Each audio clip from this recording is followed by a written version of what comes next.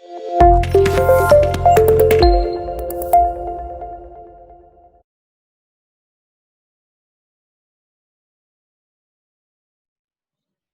Last question कर रहे हैं हम, प्रोरेटा विदाउट फोरफीचर। तो प्लीज सिर्फ इसलिए कर रहा हूं कि एक और क्वेश्चन, टेबल कैसे बननी है, बेसिक कैलकुलेशंस कैसे होनी है, अभी तक फोरफीचर पे नहीं आए हैं। Very very very important question number 18 of TS Grewal. Varun limited issued rupees 10 lakh shares of rupees 100 each। 100 each तो 10,000 शेयर्स हो गए। नंबर ऑफ शेयर्स कितने हो गए? 10,000 शेयर्स ऑफ रुपीज 100 ईच। तो ध्यान देना चाहिए कि हमें नंबर ऑफ शेयर्स दे रखे हैं, उनकी वैल्यू वैल्यू गिवन थी at a premium of rupees 20 पर शेयर।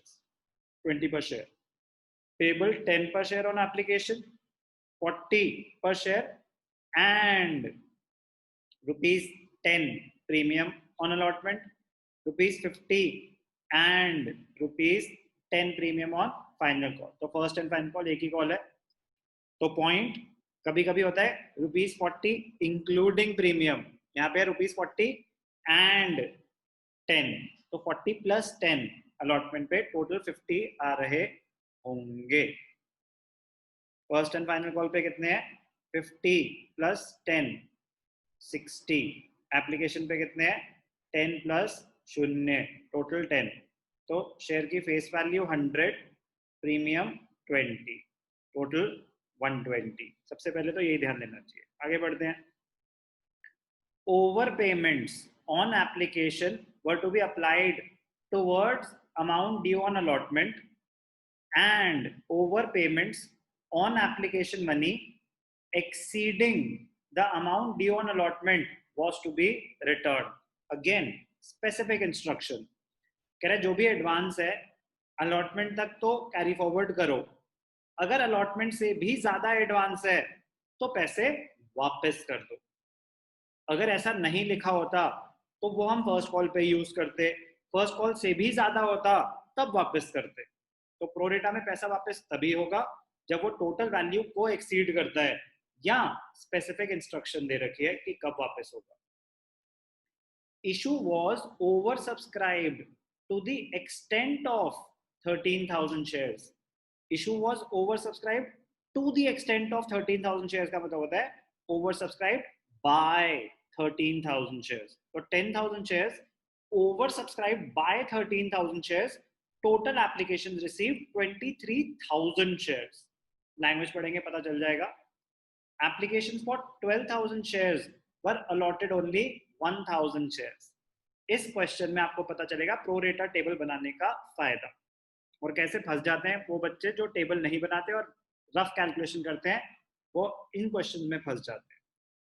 12,000 को दिए 1,000 shares and applicants for 2,000 shares were sent letters of regret. Letter of regret का मतलब होता है कि सॉरी आपको कुछ नहीं मिला, 0 शेयर्स मिले हैं। तो 12,000 को दिए 1,000, 2,000 को दिए चिट्ठियां, 0 शेयर्स। ऑल द मनी, तो बाकी जितने शेयर्स बच गए उनको वो दे दिए होंगे जितने शेयर्स हमारे पास बच गए थे। देखते हैं अभी कैलकुलेशन करेंगे पता चल जाएगा।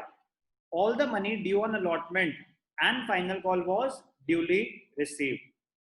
पास the journal entries in the company's books to record the above transaction. Balance sheet अभी हम नहीं बना रहे, रिकॉर्डिंग जर्नल में दिखानी है, कैश बुक की रिक्वायरमेंट नहीं है। कोई एरियर्स नहीं है तो बड़ा सिंपल क्वेश्चन हो गया। Yes very very simple, but language ऐसी थी कि आप यही नहीं समझ पाते कि कैटेगरीज बनी क्या, किसको कितने शेयर्स मिले, क्या हुआ। ध्यान से देखना, इंटरेस्टिंग क्वेश्चन है, very very easy but very very interesting. ध्यान से देखना, पहले तो टेबल बनाएंगे। कैलकुलेशन मैंने यहीं पे दिखा दिया कि एप्लीकेशन पे 10 प्लस 0, अलॉटमेंट पे 40 प्लस 10, फर्स्ट कॉल पे 50 प्लस 10। तो ये दोबारा लिखने की जरूरत नहीं है, टेबल बनाएंगे। ध्यान से देखना, interesting question, easy question. Question number 18। तो प्रोरेटा टेबल बना लेते हैं क्वेश्चन नंबर 18 के हिसाब से। ठीक है, कैटेगरी 1, कैटेगरी 2, कैटेगरी 3। क्या है कैटेगरी? यहाँ पे मैं जरूरत नहीं है लिखने की, अगर लिखते तो चलो झट से लिख देते हैं, बट जरूरत नहीं है। 10, 40 प्लस 10, ठीक है। एप्लीकेशन कितनी है? 10 प्लस 0, ठीक है। Allotment 40 plus 10, first call 50 plus 10, इसमें सेकंड कॉल नहीं थी, ठीक है। कैटेगरी 1, शेयर्स अप्लाइड, 12,000 शेयर्स को दिए हमने 1,000 शेयर्स, 2,000 शेयर्स को दिए लेटर ऑफ रिग्रेट 0 शेयर्स। अब ध्यान से देखना, वेरी वेरी इंटरेस्टिंग पॉइंट, अब आएगा मजा। शेयर्स वर ओवर सब्सक्राइब, यहाँ लिखा है issue was over subscribe to the extent of 13,000 shares. तो टोटल एप्लीकेशंस कितनी होंगी? टोटल एप्लीकेशंस होंगी 10,000 तो नॉर्मल था, over subscribe by 13,000 shares, mind में कैलकुलेशन भी कर सकते थे, 23,000 की एप्लीकेशंस आई होंगी। ये इंटरेस्टिंग पॉइंट था, ध्यान से नहीं रीड करेंगे तो ये गलत हो जाता है।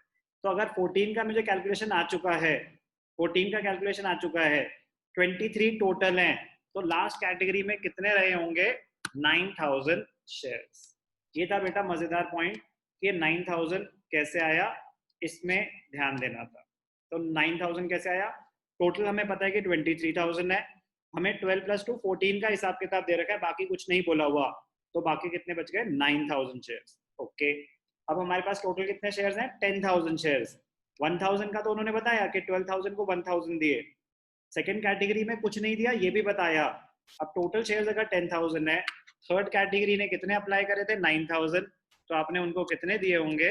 9,000। तो ये कैलकुलेशन कैसे करी, ये इंपॉर्टेंट पॉइंट था, ध्यान देने वाली बात थी। पहले इतना अंडरस्टैंड करेंगे। तो अभी तो शेयर्स आ गए, शेयर्स अप्लाइड कितने थे, अलॉटेड कितने थे, अब इनकी कैलकुलेशन ध्यान से देखना। Application money received 12,000 into 10, 1,20,000 first category में आए होंगे, लेकिन आप यूज ही कितने कर सकते हो? एप्लीकेशन मनी कितनी थी इस केस में? 10। अलॉटमेंट मनी कितनी थी इस केस में? 50। फर्स्ट एंड फाइनल कॉल कितना था इस केस में? 60। बट फर्स्ट कॉल पे आप यूज नहीं कर सकते पैसे, क्वेश्चन की रिक्वायरमेंट है, जब आप यूज ही नहीं कर सकते कॉलम बनाना भी जरूरी नहीं होता, वो सारा का सारा रिफंड में चला जाएगा ना। अभी मैं कैलकुलेशन करके दिखाता हूँ, ठीक है। तो फर्स्ट कैटेगरी में क्या हुआ? 1,20,000 आए, तो 12,000 शेयर्स के आए, आप उनको दे रहे हो 1,000 शेयर्स, तो आप एप्लीकेशन में यूज ही कितने कर सकते हो?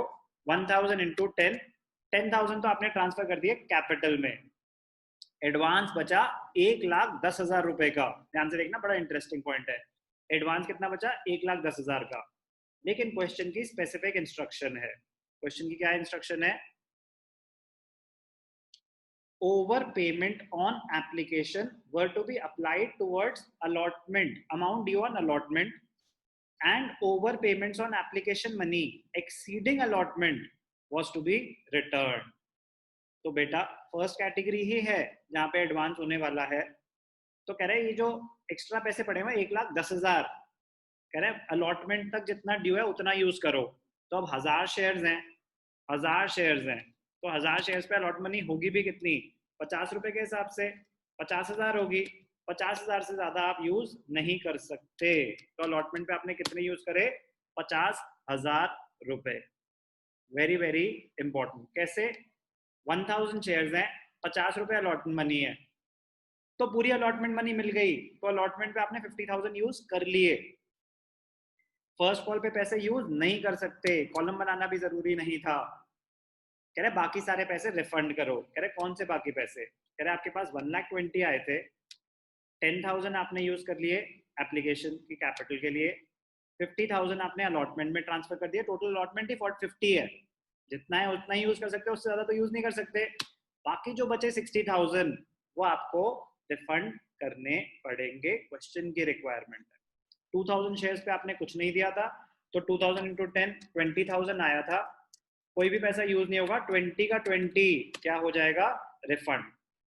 9,000 पे कितना आया था? 9,000 इंटू 10 90,000 आया था, कोई एडवांस नहीं है तो 90,000 ही यूज होगा, कोई अलॉटमेंट नहीं, कोई एडवांस नहीं, कोई रिफंड नहीं।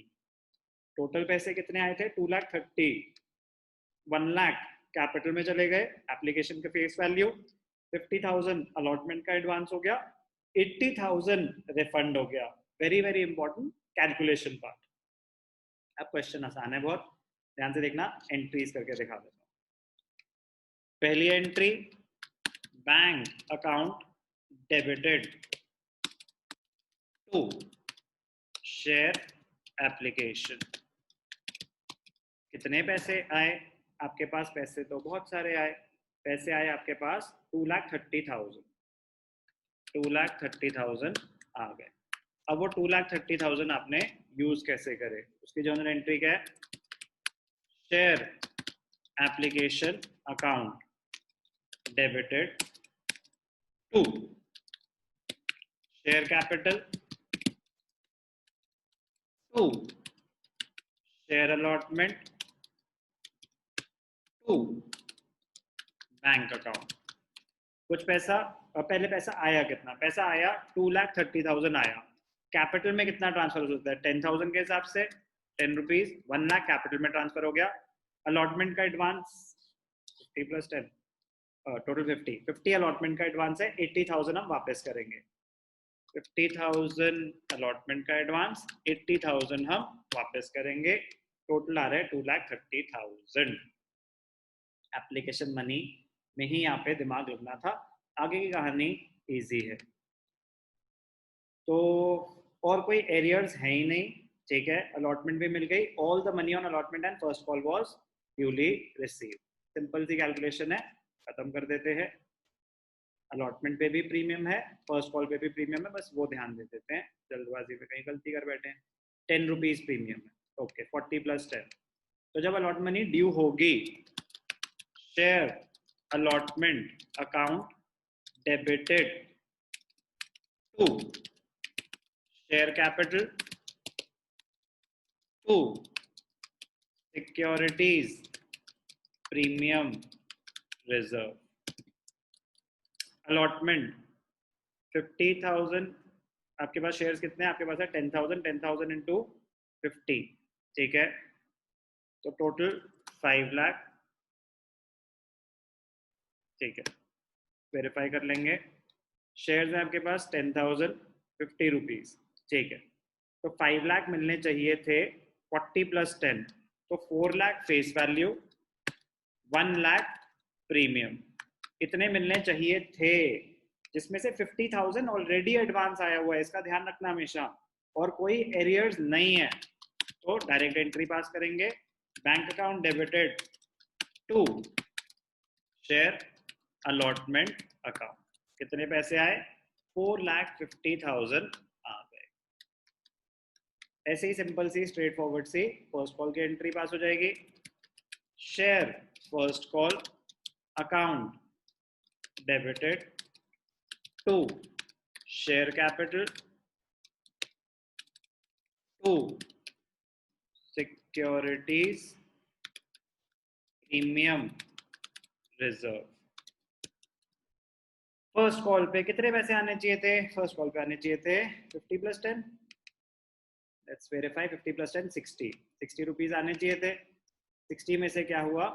पूरे के पूरे आ गए, कुछ की बात है। 60 10 6 लाख रुपए टोटल है, तो 50 5 lakh rupees face value, 1 lakh rupees premium, zero arrears, bank account debited to share first call.